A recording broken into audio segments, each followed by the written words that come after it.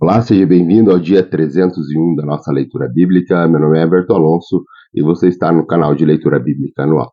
Peço que você possa deixar o teu curtir, o teu comentário, o teu compartilhar e ativar o sininho de notificações. Hoje nós faremos a leitura em 2 Reis, no capítulo 9, iremos a 1 Timóteo, no capítulo 6, iremos a Oséias, o profeta Oséias, no capítulo 1, iremos a Salmo 119. Hoje nós faremos a leitura do verso 73 até o verso 96. Aqui, em 2 Reis, no capítulo 9, nós vamos ler Jeú sendo consagrado rei de Israel, nós vamos ver a morte de Jorão e de Acasias, e também nós vamos ver a morte de Jezabel. Vamos a essa leitura? Diz assim, 2 Reis, capítulo 9. Enquanto isso, o profeta Eliseu chamou um dos discípulos dos profetas e lhe disse: Põe a capa por dentro do cinto, pegue este frasco de óleo e vai a Ramote Gileade. Quando lá chegar, procure por Jeú, filho de Josafá e neto de Ninsi. Dirija-se a ele e leve-o para a sala, longe dos seus companheiros. Depois pegue o frasco, derrame o óleo sobre a cabeça dele e declare: Assim diz o Senhor: Eu estou ungindo o rei sobre Israel. E em seguida abra a porta e fuja sem demora. Então o jovem profeta foi a Ramote Gileade, e ao chegar encontrou os comandantes do exército reunidos, e disse: Trago uma mensagem para ti, comandante. Para qual de nós? Perguntou Jeú. Ele respondeu: Para ti, comandante. Jeú levantou-se e entrou na casa. Então o jovem profeta derramou óleo na cabeça de Jeú e declarou: Assim diz o Senhor, o Deus de Israel: Eu estou ungindo o rei de Israel, o povo do Senhor. Você dará fim à família de Acabe, seu senhor, e assim eu vingarei o sangue dos meus servos, os profetas, e o sangue de todos os servos do Senhor, derramado por Jezabel. Toda a família de Acabe perecerá. Eliminarei todos do sexo masculino de sua família em Israel, seja escravo, seja livre. Tratarei a família de Acabe como tratei a de Jeroboão, filho de Nebate, e a de Baasa, filho de Aias. E Jezabel será devorado por cães num terreno em Jezreel, e ninguém a sepultará. Então ele abriu a porta e saiu correndo. Quando Jeú voltou para junto dos outros oficiais do rei, um deles perguntou: Está tudo bem? O que esse louco queria com você? Jeú respondeu: Vocês conhecem essa gente e sabem as coisas que eles dizem. Mas insistiram: Não nos enganem, conte-nos o que ele disse. Então Jeú contou: Ele me disse: Assim diz o Senhor: Eu estou ungido rei sobre Israel. Imediatamente eles pegaram seus mantos e estenderam sobre os degraus diante dele. Em seguida, tocaram a trombeta e gritaram: Jeú é rei. Então Jeú, filho de Josafá e neto de Ninsi, começou uma conspiração contra o rei Jorão, na época em que este defendeu com todo Israel Ramote Gileade contra Hazael, rei da Síria. O rei Jorão tinha voltado a Jezreel para recuperar-se dos ferimentos sofridos na batalha contra Hazael, rei da Síria. Jeú propôs: Se vocês me apoiarem, não deixem ninguém sair escondido da cidade para nos denunciar em Jezreel. Então ele subiu em seu carro e foi para Jezreel, porque Jorão estava lá se recuperando, e Acasias, rei de Judá, tinha ido visitá-lo. Quando a sentinela que estava na torre de vigia de Jezreel percebeu a tropa de Jeú se aproximando, gritou: Estou vendo uma tropa. Jorão ordenou: Envie um cavaleiro ao encontro deles para perguntar se eles vêm em paz. O cavaleiro foi ao encontro de Jeú e disse: O rei pergunta: Vocês vêm em paz? E ele respondeu: Não me venha falar em paz, saia-me da frente. A sentinela relatou: O mensageiro chegou a eles, mas não está voltando. Então o rei enviou o segundo cavaleiro. Quando chegou a eles, disse: O rei pergunta: Vocês vêm em paz? Jeú respondeu: Não me venha falar em paz, saia da minha frente. A sentinela relatou: Ele chegou a eles, mas também não está voltando. E acrescentou: O jeito de o chefe da tropa guiar é carro como o de Jeú, neto de Ninsi, dirige como louco. Jorão ordenou que preparassem seu carro de guerra. Assim que ficou pronto, Jorão, rei de Judá, e Acasias, rei de Israel, saíram, cada um com seu carro ao encontro de Jeú. Eles o encontraram na propriedade que havia pertencido a Nabote, em Jezreel. Quando Jorão viu Jeú, perguntou: Vocês vêm em paz, Jeú? Jeú respondeu: Como pode haver paz enquanto continuam com toda a idolatria e feitiçaria da sua mãe Jezabel? Jorão deu meia volta e fugiu gritando para Acasias: Traição, Acasias!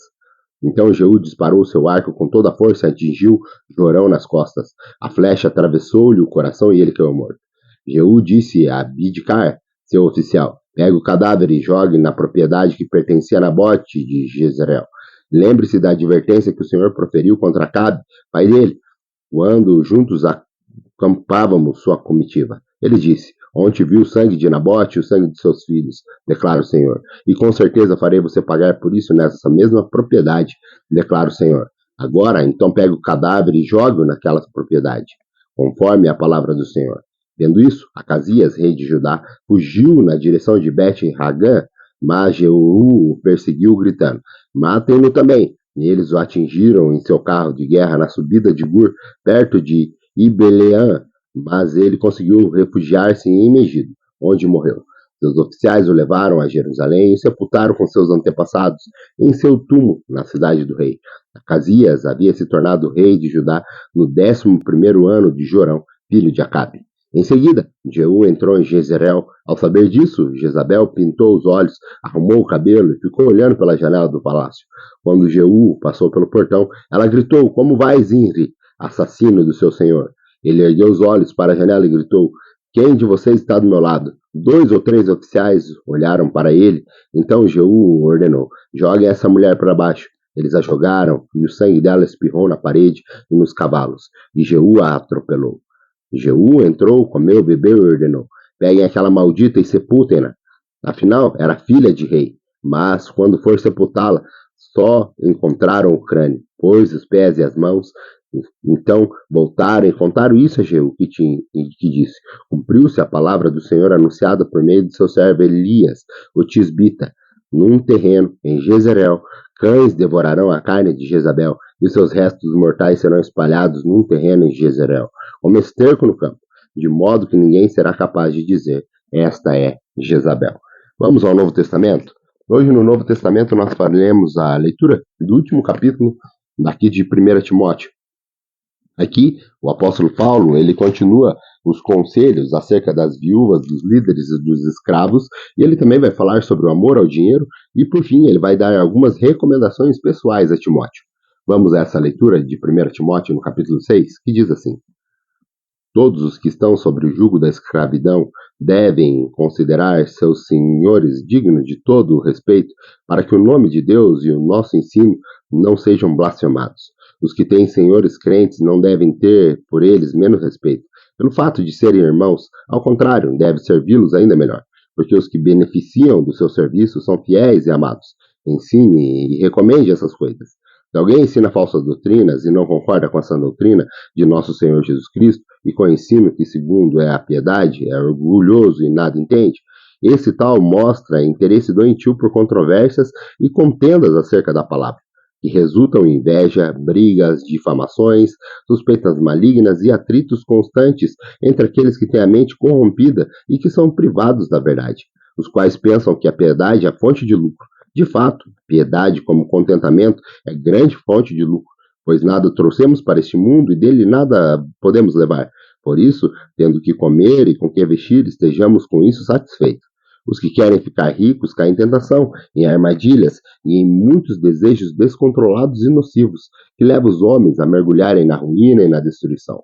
Pois o amor ao dinheiro é a raiz de todos os males. Algumas pessoas, por cobiçarem o dinheiro, desviam-se da fé e se atormentam com muitos sofrimentos. Você, porém, homem de Deus, fuja de tudo isso e busque a justiça, a piedade, a fé, o amor e a perseverança e a mansidão. Combata o bom combate da fé. Tome posse da vida eterna, para que, qual você foi chamado e fez a boa confissão na presença de muitas testemunhas, diante de Deus, que dá tudo da vida, e de Cristo Jesus, e diante de Pôncio Pilatos fez a confissão, e eu recomendo. Guarde este mandamento imaculado e irrepreensível, até a manifestação do nosso Senhor Jesus Cristo, a qual Deus fará se cumprir no devido tempo. Ele é o bendito e único soberano, o Rei dos reis e Senhor dos senhores, o único que é imortal e habita em luz inacessível, a quem ninguém viu nem pode ver. A ele sejam honra e poder para sempre. Amém. Ordene aos que são ricos no presente mundo que não sejam arrogantes, nem ponham suas esperanças na incerteza da riqueza, mas em Deus, e de tudo nos provê ricamente, para nossa satisfação. Ordene-lhes que pratiquem o bem, sejam ricos em boas obras, generosos e prontos a repartir. Dessa forma, eles acumularão um tesouro para si mesmos, um firme fundamento para a era que há de vir, e assim alcançarão a verdadeira vida. Timóteo, guarde o que foi confiado a você, evite as conversas inúteis e profanas e as ideias contraditórias do que é falsamente chamado conhecimento. professando, alguns desviaram-se da fé. A graça seja com vocês. Hoje, nós iremos agora começar um novo livro. Esse livro, depois do livro de Daniel, nós iremos começar o livro do profeta menor Oséias.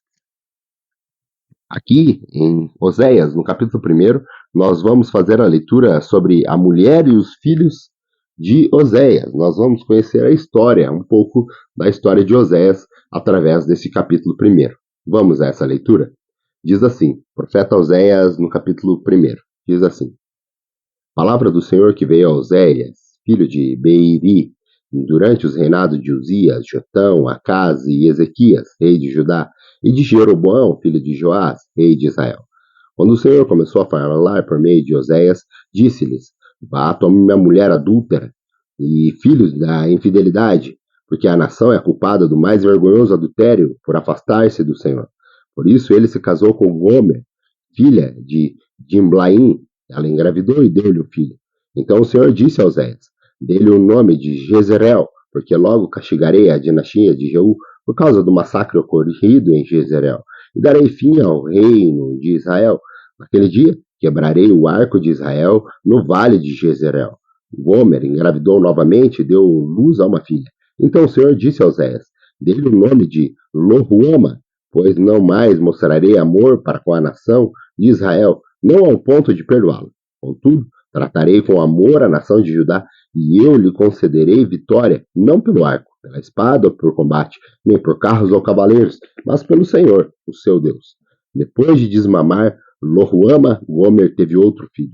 Então o Senhor disse: Dê-lhe o nome de Lo-Ami, pois vocês não são meu povo, e eu não sou o seu Deus. Contudo, os israelitas ainda serão como a areia da praia, e não se pode medir nem contar. No lugar onde se dizia a eles: Vocês não são meu povo, eles serão chamados filhos do Deus vivo. O povo de Judá e o povo de Israel serão reunidos, e eles designarão para si só um líder, e se levantarão na terra, pois será grande o dia de Jezreel. Vamos agora à nossa leitura a Salmo. Hoje, Salmo 119, nós faremos a leitura do verso 73 até o verso 96. Vamos a essa leitura do verso 76 ao verso 96 de Salmo 119. Nós estamos lendo o maior salmo da Bíblia, e é por isso que nós estamos dividindo em etapas para poder acompanhar e saborear esses lindos versos que são disponibilizados para nós. Vamos a essa leitura? Salmo 119, verso 73. As tuas mãos me fizeram e me formaram. Dá-me entendimento para aprender os teus mandamentos. Quando os que têm temor de ti me virem, se alegrarão, pois na tua palavra depositei a minha esperança. Sei, Senhor, que as tuas ordenanças são justas e que por tua fidelidade me castigaste. Seja o teu amor o meu consolo, conforme a tua promessa ao teu servo. Alcance-me a tua misericórdia para que eu tenha vida, porque a tua lei é o meu prazer. Sejam humilhados os arrogantes, pois me prejudicaram sem motivo. Mas eu meditarei nos teus preceitos. Venham apoiar-me aqueles que temem, aqueles que entendem os teus estatutos. Seja o meu coração íntegro para com os teus decretos, para que não sejam humilhados. Estou quase desfalecido, aguardando a tua salvação, mas na tua palavra depositei a minha esperança. Os meus olhos fraquejam de tanto esperar pela tua promessa, e eu pergunto: quando me consolarás? Embora eu seja como uma vasilha inútil, não me esqueça dos teus decretos. Até quando teu servo deverá esperar para que castigues os meus perseguidores? Acabaram uma armadilha contra mim, os arrogantes, os que não seguem a tua lei. Todos os teus mandamentos merecem confiança. Ajude-me, pois sou perseguido com mentiras. Quase acabaram com a minha vida na terra, mas eu não abandonei os teus preceitos. Preserva a minha vida pelo teu amor, e obedecerei os teus estatutos que decretastes. A tua palavra, Senhor, para sempre é firmada nos céus, e a tua fidelidade é constante por todas as gerações. Estabeleceste a terra que firme subsiste. Conforme as tuas ordenanças, tu permaneces até hoje, pois tudo está a teu serviço. Se a tua lei não fosse o meu prazer, o sofrimento já teria me destruído. Jamais me esquecerei dos teus preceitos, pois é por meio deles que me preservas a minha vida. Salva-me, pois a ti pertenço. e busco os teus preceitos. Ímpios estão à espera para destruir-me, mas eu considero os teus testemunhos. Tenho constatado que toda perfeição tem limite, mas não há limite para o teu mandamento. Grato pela tua companhia, se Deus nos permitir, nós retornamos amanhã para mais um dia da nossa leitura bíblica. Permaneça firme, daqui um pouquinho mais iremos estar findando a nossa leitura bíblica. Foco, força e fé. O Senhor nos abençoará e nos ajudará. Até amanhã.